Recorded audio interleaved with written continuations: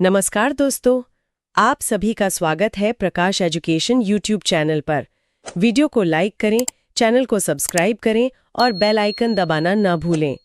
आज हम क्या हमारे आसपास के पदार्थ शुद्ध है के बारे में बात करने वाले हैं, जिसे समझना किसी भी स्टूडेंट के लिए सबसे ज़रूरी है। चलिए शुरू करते हैं बिना किसी देरी के। शुरुआत एक बहुत ही बुनियादी सवाल से करते हैं। मतलब आम जिंदगी में जब कोई बाजार से 100% शुद्ध दूध का पैकेट लाता है ना, तो उस शुद्धता का क्या मतलब होता है? हाँ, मतलब यही कि उसमें कोई मिलावट नहीं है, कोई बाहरी चीज जैसे पानी या कोई केमिकल नहीं मिलाया गया है। बिल्कुल। लेकिन अगर विज्ञान की नज़र से देखें तो वो पैकेट बंद दूध बिल्कुल भी शुद्ध नहीं है। आज की हमारी इस गहरी चर्चा का मुख्य उद्देश्य ही इसी वैज्ञानिक दृष्टिकोण को समझना है कि आखिर विज्ञान किसे शुद्ध मानता है और किसे नहीं। अरे मतलब जिसे हम बिना मिलावट का समझ रहे हैं, वो वैज्ञानिक रूप से शुद्ध नहीं है। अगर हम दूध का ही उदाहरण ले, तो विज्ञान इसे अशुद्ध क्यों कह रहा है? मैं तो इसे हमेशा शुद्ध ही मानती थी। इसे ऐसे समझते हैं कि दूध असल में सिर्फ एक चीज नहीं है। वैज्ञानिक रूप से दूध जल, वसा यानी फैट और प्रोटीन का एक एक जटिल मिश्रण है। अच्छा, मतलब उसमें कई चीजें मिली हुई हैं। हाँ, बिल्कुल। उसमें अलग अलग तरह के कण मौजूद हैं। वैज्ञानिकों के लिए शुद्ध पदार्थ का अर्थ बहुत ही सख्त होता है। विज्ञान के अनुसार किसी पदार्थ को तभी शुद्ध कहा जाएगा जब उसके सभी कणों की रासायनिक प्रकृति यानी उनका केमिकल नेचर पूर्णतः एक समान हो। यानी अगर एक भी कण अलग रासायनिक गुण वाला है, तो वो पदार्थ विज्ञान की कसौटी पर शुद्ध नहीं है। एकदम सही। कोई भी मिलावट या अलग कण उसे मिश्रण बना देता है। उनकी नजर में शुद्ध नहीं है, बल्कि मिश्रण है। हाँ, ज्यादातर चीजें मिश्रण ही होती हैं। तो इस पूरे कंसेप्ट को एक स्पष्ट रूपरेखा देने के लिए क्यों ना हम पदार्थों के रासायनिक वर्गीकरण को एक फैमिली ट्री या वंशावली चार्ट की तरह देखें।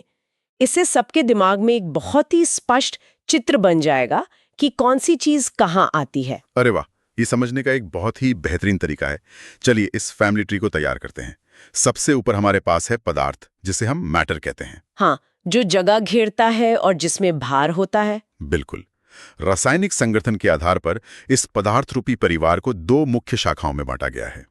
पहली शाखा है शुद्ध पदार्थ या प्योर सब्सटेंस और दूसरी शाखा है मिश्रण या मिक्सचर। और अगर हम इस फैमिली ट्री की शाखाओं में और नीचे की तरफ जाएं, तो शुद्ध पदार्थ भी आगे दो हिस्सों में बंट जाते हैं, तत्व यानी एलिमेंट्स और यौगिक यानी कंपाउंड्स। सही कहा।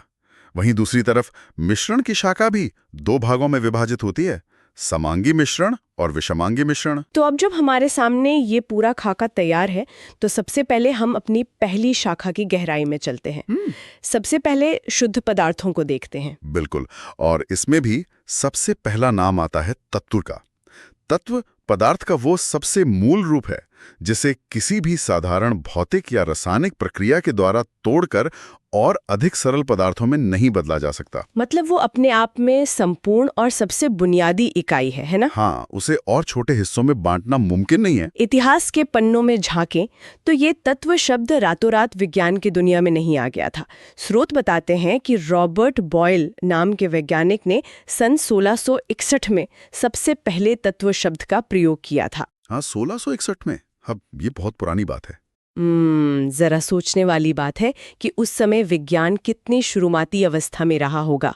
और इसके बाद फ्रांस के रसायनज्ञ एंटोनी लॉरेंट लवाइजियर ने इसकी पहली सटीक वैज्ञानिक परिभाषा दुनिया के सामने रखी थी। बिल्कुल। लवॉइजियर की परिभाषा इसलिए भी महत्वपूर्ण थी क्योंकि उन्होंने ये स्पष्ट किया कि तत्वों को रासायनिक प्रक्रियाओं द्वारा तोड़ा नहीं जा सकता। विज्ञान के विकास में उनका ये योगदान बहुत बड़ा माना जाता है। तो अगर हम इन तत्वों के प्रकार की बात करें, तो इनके भौतिक और रासायनिक गुणों के आधार पर इन्हें मुख्य रूप से 3 श्रेणियों में रखा जाता है: धातु यानी मेटल्स, अधातु यानी नॉन मेटल्स और उपधातु यानी मेटलॉइड्स। हाँ, और अगर कुछ बहुत ही आम उदाहरण देखें तो हाइड्रोजन, ऑक्सीजन, लोहा, सोना और कार्बन, ये सभी तत्व हैं। तत्वों को समझने के लिए एक एनालॉजी बहुत सटीक बैठती है। हम तत्वों को भाषा के अक्षरों की तरह मान सकते हैं। अच्छा, अक्षरों की तरह? वो कैसे? जैसे हिंदी या अंग्रेजी की वर्णमाला में अक्षर होते हैं जिनका अपना स्वतंत्र अस्तित्व होता है, और यौगिक उन अक्षरों से मिलकर बने हुए शब्दों की तरह हैं। जब दो या दो से अधिक अक्षर मिलते हैं तो एक ऐसा नया शब्द बनता है जिसका अपना एक बिल्कुल नया और अलग अर्थ होता है। क्या बात है, ये तुलना बहुत ही सटीक है और यौगिकों के मूल स्वभाव को बहुत अच्छे से समझाती है। तो विज्ञान की भाषा में यौगिक की क्या परिभाषा होगी? विज्ञान में यौगिक वो शुद्ध पदार्थ है जो दो या दो से अधिक तत्वों के एक निश्चित अनुपात में रासायनिक संयोजन से बनता है। और यहाँ जो सबसे ध्यान देने वाली बात है, जैसे अक्षरों से बने शब्द का अर्थ बिल्कुल नया होता है, वैसे ही यौगिक के गुण उसके घटक तत्वों के गुणों से पूरी तरह भिन्न होते हैं। अच्छा, अगर हम इसे और सरल करें तो पानी का उदाहरण सबसे बेहतरीन लगता है मुझे। पानी यानी H2O दो तत्वों से मिलकर बना है, हाइड्रोजन और ऑक्सीजन। बिल्कुल सही उदाहरण है ये। अब अगर हम इनके मूल गुणों को देखें तो हाइड्रोजन एक अत्यधिक ज्वलनशील गैस है जो बहुत तेजी से आग पकड़ती है, और ऑक्सीजन आग को जलाने में मदद करती है। हाँ, दोनों ही आग से जुड़ी हैं। लेकिन जब ये दोनों एक निश्चित अनुपात में रासायनिक रूप से जुड़ते हैं तो जो नया यौगिक बनता है यानी पानी, वो आग बुझाने के काम आता है। मतलब सोचिए, ज्वलनशील गैसें मिलकर एक ऐसा द्रव बना रही हैं जो आग को खत्म कर देता है। यही यौगिक की असली पहचान है। रासायनिक प्रक्रिया के दौरान पुराने बंध टूटते हैं और नए बंध बनते हैं, जिससे पदार्थ की पूरी प्रकृति ही बदल जाती है। ये तो बहुत ही अद्भुत है ना? और क्योंकि रासायनिक रूप से जुड़े होते हैं, इसलिए यौगिकों को केवल रासायनिक या वैद्युत रासायनिक विधियों द्वारा ही अलग किया जा सकता है। साधारण भौतिक विधियों जैसे छानने या उबालने से हम पानी में से हाइड्रोजन और ऑक्सीजन को अलग नहीं कर सकते। हाँ, छानकर पानी से गैस तो नहीं निकाली जा सकती। बिल्कुल नहीं। नमक और कार्बन डाइऑक्साइड भी यौगिकों के ही बेहतरीन उदाहरण हैं। लेकिन यहाँ एक तार्किक सवाल उठता है। यौगिक भी दो या दो से अधिक चीजों से मिलकर बनते हैं और मिश्रण भी तो दो या अधिक चीजों से ही बनते हैं, तो फिर दोनों के बीच एक स्पष्ट वैज्ञानिक अंतर कैसे किया जाए? ये एक बहुत ही अच्छा सवाल है। मतलब अगर हम एक गिलास पानी में चीनी मिला दें तो वो भी तो दो चीजों का मेल है, तो वो मिश्रण है या यौगिक? ये बहुत ही बुनियादी और महत्वपूर्ण बात है। विज्ञान इन दोनों के बीच मुख्य रूप से 4 पैमानों पर अंतर करता है। पहला पैमाना है अनुपात। अनुपात यानी मात्रा का रेशियो? हाँ, मिश्रण में पदार्थ किसी भी अनुपात में मिल सकते हैं। एक गिलास पानी में 1 चम्मच चीनी डालें या 4 चम्मच, वो चीनी पानी का मिश्रण ही कहलाएगा। लेकिन यौगिक में तत्वों का अनुपात हमेशा निश्चित होता है। अच्छा, जैसे पानी में H और O का अनुपात? बिल्कुल। पानी में हाइड्रोजन और ऑक्सीजन का अनुपात पूरी दुनिया में एक समान ही रहेगा, चाहे वो पानी कहीं से भी लिया गया हो। और दूसरा पैमाना शायद ये है कि मिश्रण में कुछ भी नया नहीं बनता। चीनी और पानी को मिलाने पर कोई नया केमिकल पैदा नहीं होता, वे बस एक ही बर्तन में साथ मौजूद रहते हैं। एकदम से। जबकि यौगिक पूरी तरह से एक नया पदार्थ होते हैं, जैसा हमने पानी के मामले में देखा कि आग बुझाने वाला द्रव बन गया। तीसरा पैमाना उनके गुणधर्म या प्रॉपर्टीज से जुड़ा है। तो क्या मिश्रण अपने पुराने गुण छोड़ देता है? नहीं, बिल्कुल नहीं। मिश्रण हमेशा अपने घटकों के गुणों को दर्शाता है। उसी चीनी पानी के घोल को लें, उसमें चीनी की मिठास भी महसूस होगी और पानी की तरलता भी। ऐसा इसलिए होता है क्योंकि मिश्रण में घटकों के बीच कोई नया रासायनिक बंध या केमिकल बॉन्ड नहीं बनता। हाँ, जबकि यौगिक के गुण अपने घटकों से पूरी तरह अलग होते हैं। ये तो हम चर्चा कर ही चुके हैं। बिल्कुल। और चौथा पैमाना उन्हें अलग करने के तरीके यानी पृथक्करण से जुड़ा है। मिश्रण को साधारण भौतिक विधियों से अलग किया जा सकता है। भौतिक विधियों से जैसे छानना या उबालना? हाँ। उदाहरण के लिए अगर रेत में लोहे का बुरादा मिला हो तो बस एक चुंबक घुमाकर लोहे को अलग किया जा सकता है, क्योंकि लोहे ने अपना चुंबक के गुण नहीं खोया है। लेकिन यौगिक को ऐसे भौतिक तरीकों से अलग नहीं किया जा सकता। तो यौगिक के घटक बहुत मजबूती से जुड़े होते हैं। बिल्कुल। इसके अलावा एक और बात है, क्योंकि मिश्रण में अलग अलग पदार्थ होते हैं, इसलिए उनका गलनांक यानी मेल्टिंग पॉइंट और क्वथनांक यानी बॉइलिंग पॉइंट भी निश्चित नहीं होता है। वायु, समुद्री जल, मिट्टी, ये सब इसी मिश्रण श्रेणी के उदाहरण हैं। तो मिश्रण की प्रकृति और यौगिकों से उनके अंतर को समझने के बाद अब ये जानना दिलचस्प होगा कि ये मिश्रण असल में दिखते कैसे हैं। हमने शुरुआत में अपनी फैमिली ट्री में मिश्रण को 2 हिस्सों में बांटा था, समांगी मिश्रण और विषमांगी मिश्रण। हाँ, तो सबसे पहले समांगी मिश्रण की बात करते हैं। समांगी मिश्रण वो होता है जिसकी बनावट पूरे मिश्रण में एक समान होती है। इसके घटक आपस में पूरी तरह से घुल जाते हैं और उन्हें अलग अलग नहीं देखा जा सकता है ना? बिल्कुल सही। जब पानी में नमक पूरी तरह घुल जाता है तो नमक के कण अदृश्य हो जाते हैं। हवा भी कई गैसों का एक ऐसा ही समांगी मिश्रण है जहां हम अलग अलग गैसों को देख नहीं सकते। और इसके ठीक विपरीत होते हैं विषमांगी मिश्रण। इनकी बनावट एक समान नहीं होती, इनके घटकों को नग्न आंखों से आसानी से देखा जा सकता है और उनके बीच स्पष्ट पृथक्करण की सीमाएं होती हैं। हाँ, विजिबल बाउंड्रीज होती हैं। जैसे अगर पानी में तेल मिला दिया जाए तो तेल पानी में घुलने के बजाय एक अलग परत बना लेता है जिसे साफ देखा जा सकता है। या फिर बालू और नमक का मिश्रण ले, दोनों को अलग अलग पहचाना जा सकता है। बिल्कुल, लेकिन यहाँ विज्ञान एक बहुत ही रोचक स्थिति पैदा करता है। कई बार कोई मिश्रण देखने में एकदम समांगी लगता है, बिल्कुल एक समान, लेकिन असल में वो विषमांगी होता है। अच्छा, तो बिना किसी बड़ी लैब के इस धोखे को कैसे पकड़ा जाए?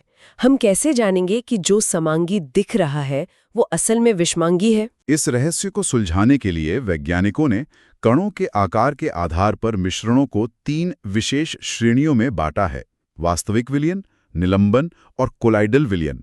जो सवाल अभी उठा कि देखने में समांगी पर असल में विषमांगी, उसका जवाब कोलाइडल विलयन में छिपा है। लेकिन इसे अच्छे से समझने के लिए शायद पहले वास्तविक विलयन यानी ट्रू सॉल्यूशन से शुरू करना चाहिए। हाँ, वास्तविक विलयन एक पूरी तरह से समांगी मिश्रण है। इसके 2 मुख्य हिस्से होते हैं: विलायक यानी सॉल्वेंट, जो ज्यादा मात्रा में होता है जैसे पानी, और विलय यानी सोल्यूट, जो कम मात्रा में होता है और घुलता है जैसे नमक। अच्छा, और इनके कणों का आकार कैसा होता है? इसकी सबसे बड़ी खासियत इसके कणों का आकार ही है, जो 1 नैनोमीटर से भी कम होता है। 1 नैनोमीटर यानी 1 मीटर का 1 अरबवां हिस्सा। बाप रे, 1 अरबवां हिस्सा! ये इतनी सूक्ष्मता है कि इन कणों को शक्तिशाली सूक्ष्मदर्शी से भी नहीं देखा जा सकता। बिल्कुल, और क्योंकि ये कण इतने छोटे होते हैं, जब इनके बीच से प्रकाश की किरण गुजरती है तो ये कण उस प्रकाश को फैलाते नहीं हैं। विज्ञान की भाषा में कहें तो वास्तविक विलयन टिंडल प्रभाव नहीं दिखाते। इसके बाद दूसरा प्रकार आता है निलंबन या सस्पेंशंस। ये एक स्पष्ट विषमांगी मिश्रण है ना? हाँ, इसमें पदार्थ के कण पूरी तरह घुलते नहीं हैं, बल्कि माध्यम में लटके रहते हैं। इनके कणों का आकार 100 नैनोमीटर से बड़ा होता है। 100 नैनोमीटर से बड़े होने के कारण ही इन्हें नग्न आंखों से देखा जा सकता है। लेकिन मैंने पढ़ा है कि निलंबन बहुत ही अस्थायी होता है। हाँ, बिल्कुल अस्थायी होता है। जैसे अगर गंदे पानी या चौक के घोल को कुछ देर बिना हिलाए शांत छोड़ दिया जाए तो गुरुत्वाकर्षण बल के कारण वे भारी कण धीरे धीरे बर्तन की तली में बैठ जाते हैं। एकदम सही। और क्योंकि कण इतने बड़े हैं, इन्हें फिल्टर पेपर से छानकर बहुत आसानी से अलग किया जा सकता है। अब आते हैं उस तीसरे और सबसे दिलचस्प प्रकार पर, कोलॉइडल विलयन। हाँ, कोलाइड ही वो मिश्रण है जो देखने में एकदम समांगी लगता है, लेकिन सूक्ष्म स्तर पर वास्तव में विषमांगी होता है। अच्छा, तो दूध भी इसी में आता है? बिल्कुल, दूध, कोहरा, हमारा रक्त या स्याही, ये सब कोलाइड के ही उदाहरण हैं। इनके कणों का आकार विलयन और निलंबन के ठीक बीच का होता है, यानी 1 नैनोमीटर से लेकर 100 नैनोमीटर के बीच। और यही वो आकार है जो जादू करता है। ये कण इतने बड़े होते हैं कि जब प्रकाश की किरण इनमें से गुजरती है तो ये कण प्रकाश को आसानी से फैला देते हैं। क्या यही वो घटना है जिसे टिंडल प्रभाव कहा जाता है? हाँ, बिल्कुल, इसी को टिंडल प्रभाव कहते हैं। अगर हम इसे एक रोजमर्रा के उदाहरण से समझें, जैसे जब किसी बिल्कुल अंधेरे कमरे में छत के किसी छोटे से रोशनदान या छेद से धूप की किरण अंदर आती है, तो उस प्रकाश के रास्ते में हवा में तैरते हुए धूल के कण चमकते हुए दिखाई देते हैं। अरे वाह, ये टिंडल प्रभाव को समझने का सबसे बेहतरीन और व्यावहारिक उदाहरण है। उस अंधेरे कमरे में हवा एक कोलाइडल माध्यम की तरह काम कर रही है और उसमें मौजूद धूल और धुएं के कण प्रकाश की किरणों को टकराकर चारों दिशाओं में फैला रहे हैं, जिससे वो पूरा रास्ता चमक उठता है। तो कोलाइडल विलयन की एक और खास बात ये भी होगी कि ये काफी स्थायी होते हैं। हाँ, निलंबन की तरह इनके कण आसानी से नीचे नहीं बैठते, और क्योंकि कण 1 नैनोमीटर से 100 नैनोमीटर के बीच हैं, उन्हें साधारण फिल्टर पेपर से छाना नहीं जा सकता। तो अगर हम इन तीनों की एक त्वरित वैज्ञानिक तुलना करें, प्रकृति के आधार पर विलयन समांगी है, जबकि निलंबन और कोलाइड विषमांगी है। बिल्कुल। आकार में विलयन 1 नैनोमीटर से छोटा, कोलाइड 1 से 100 नैनोमीटर के बीच और निलंबन 100 नैनोमीटर से बड़ा है। हाँ। और टिंडल प्रभाव केवल कोलाइड हमेशा दिखाता है। स्थायित्व में विलयन और कोलाइड स्थायी हैं, जबकि निलंबन अस्थायी है। और अंत में छानने की बात करें तो केवल निलंबन को साधारण तरीके से छाना जा सकता है। इस तुलना से ये पूरी तरह स्पष्ट हो जाता है कि मिश्रणों के कण कैसे व्यवहार करते हैं।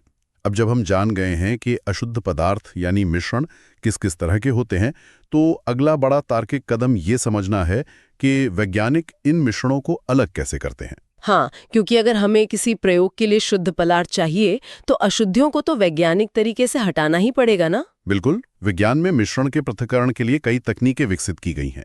अगर हम इसे व्यवस्थित रूप से समझें तो पहले हम ठोस को द्रव से अलग करने की विधियों पर बात कर सकते हैं।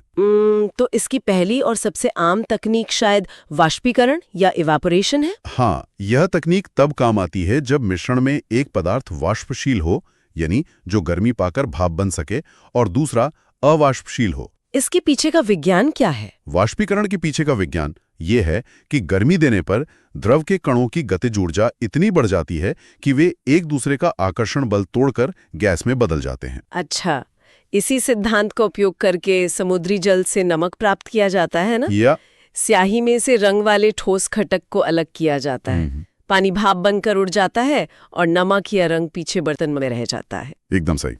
लेकिन कोलाइड्स को तो हम छानकर या वाष्पीकरण से अलग नहीं कर सकते।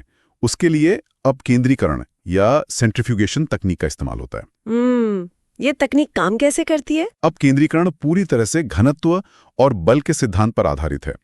इसमें मिश्रण को एक मशीन में रखकर बहुत ही तेज गति से गोल घुमाया जाता है। गोल घुमाया जाता है मतलब एक स्पिन की तरह? हाँ, जब कोई चीज तेजी से घूमती है तो उस पर बाहर की तरफ एक बल लगता है।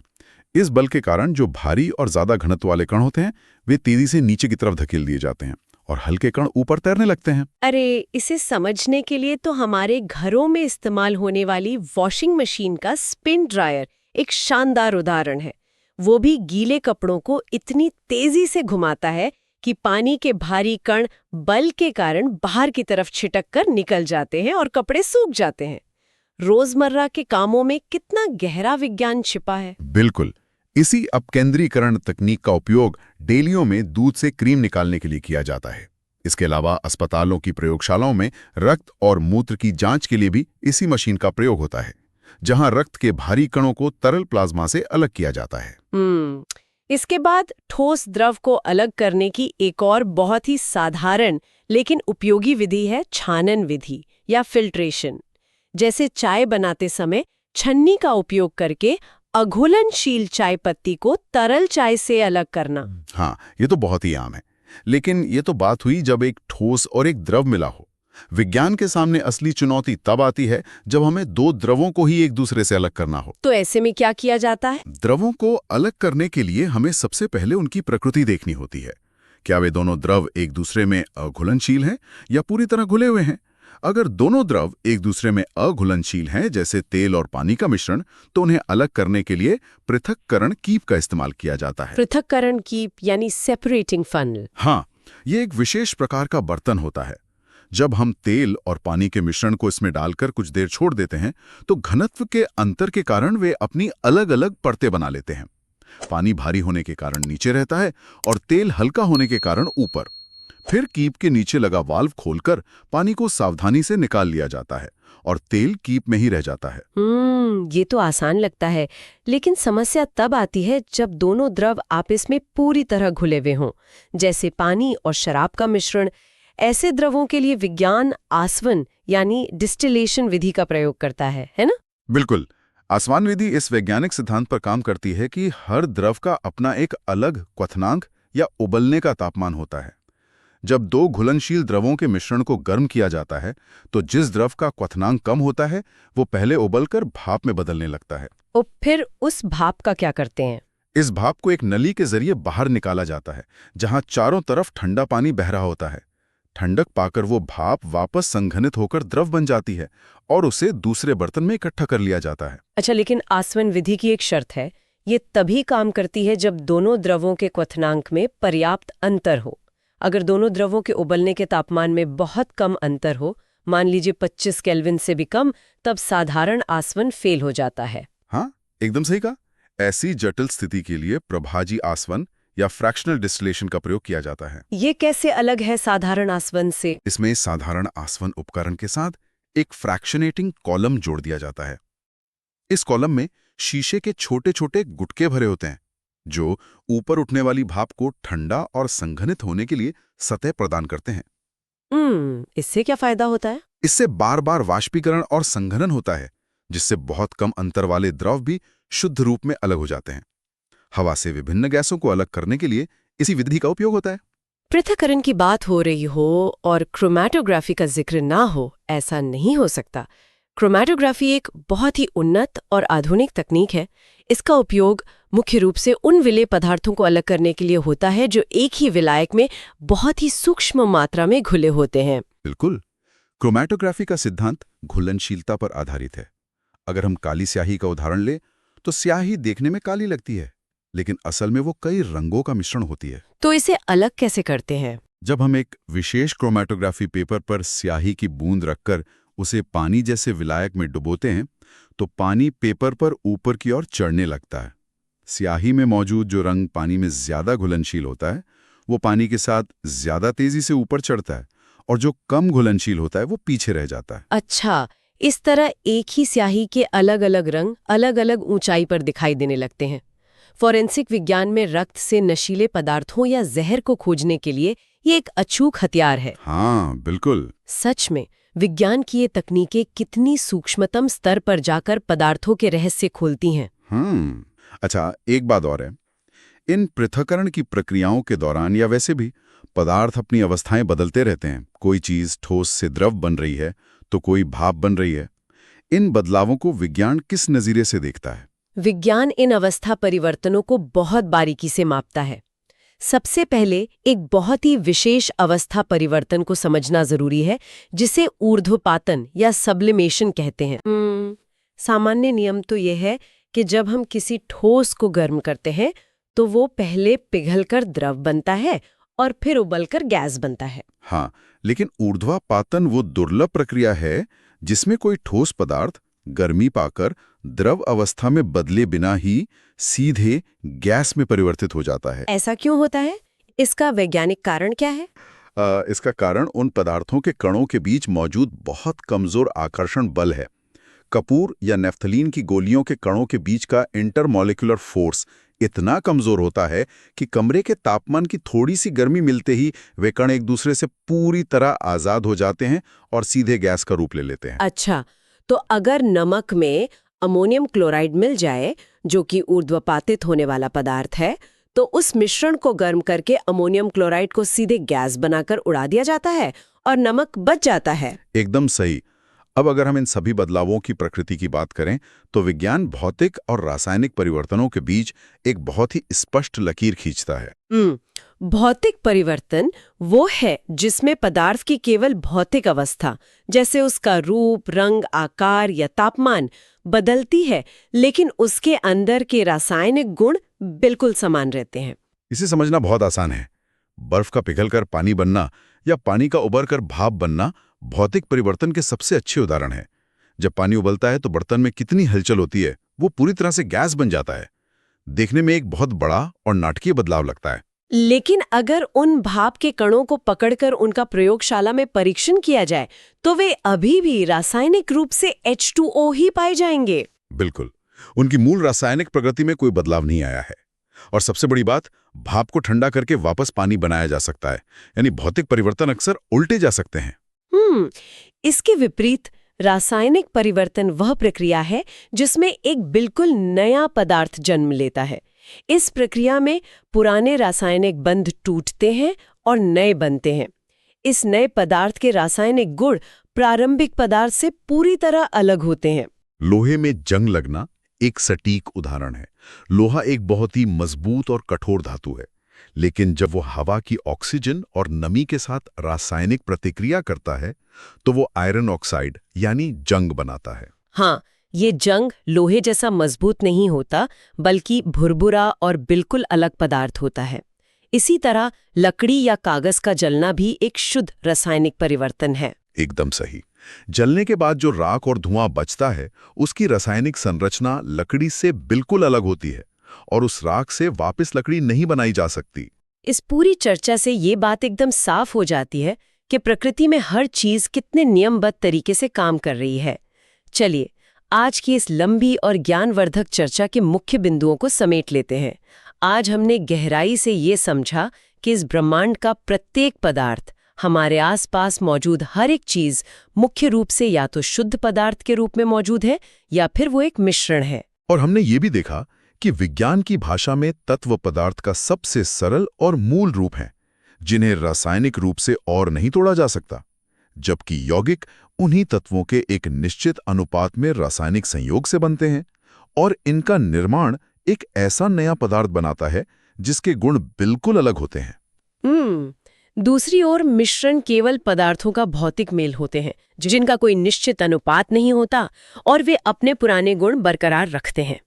ये मिश्रण समांगी हो सकते हैं जैसे वास्तविक विलयन, या विषमांगी हो सकते हैं जैसे निलंबन और कोलाइड। और सबसे महत्वपूर्ण बात, हमने उन वैज्ञानिक तकनीकों को समझा जिनके जरिए इन मिश्रणों को अलग किया जाता है।